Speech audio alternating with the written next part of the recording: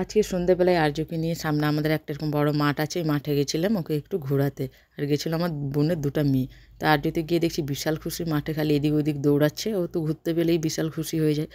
তো একটু সন্ধ্যাবেলায় ওই জন্যই নিয়ে বেরিয়েছিলাম। তো যাই হোক, পরের দিন সকালে উঠে ঘুম থেকে ভাবলাম ঘরটা আগে পরিষ্কার করে নিই, অনেক দিন ধরে ঘরটা পরিষ্কার করা হয়নি। পরিষ্কার মনে হয় খাটের সাইডগুলো আর এই আমার ড্রেসিং টেবিল সেগুলো পরিষ্কার হয়নি। তো মানে ধুলার একটা আস্তরণ পড়ে গেছিলো। তো আজকে ভাবলাম একটু সময় আছে, তাহলে উঠে এগুলো পরিষ্কার পরিচ্ছন্ন করে নিই। তো আমার রুমটাও করলাম, সবাই রুমগুলো আমি একে একে সমস্ত পরিষ্কার করলাম, কারণ নাহলে ধুলার একটা এমন চাদর বিছিয়ে যায় যে ফার্নিচার সব নষ্ট হয়ে যাবে।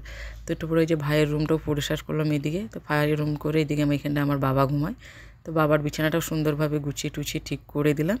আর এই রুমটাও মোটামুটি ঠিক করে দিলাম, কারণ ঘর দুয়ার পরিষ্কার থাকলে মনটা বেশ ভালোই লাগে, না হলে তো মানে কীরকম একটা। তো যাই হোক, তারপরে হচ্ছে বাবা চলে গেছিলো বাজারে।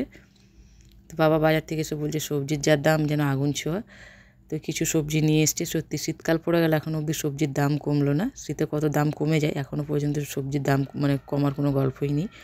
তো যাই হোক, তারপর আমি ঘর দর পরে চলে গেলাম স্নান করতে। স্নান করে এসে গোপালকে ভোগটা লাগিয়ে দিলাম, আর ওইদিকে মা রান্নাবান্না করছে। তো আমি ভোগ টোক দিয়ে গিয়ে দেখি মায়ের রান্নাবান্নাও হয়ে গেছে, অনেকটা বেলাও হয়ে গেছে। তো মা রান্না করেছে এদিকে এই যে ল্যাঠা মাছের টক। ল্যাঠা মাছগুলো এখানে আমাদের এখান থেকে নিয়ে এসেছিলো।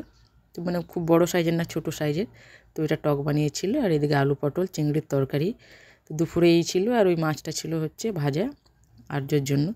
তো খাওয়া দাওয়া করে একটা ঘুম দিয়ে বিকেলে উঠে চা খাবো। তো ভাবলাম কী দিয়ে খাই, তো এই বাদাম ছিল, তো ভাবলাম একটু ভাজা করি। তো বাদাম ভাজা করে চা খেয়ে তো আজকের ব্লগটি এই পর্যন্তই।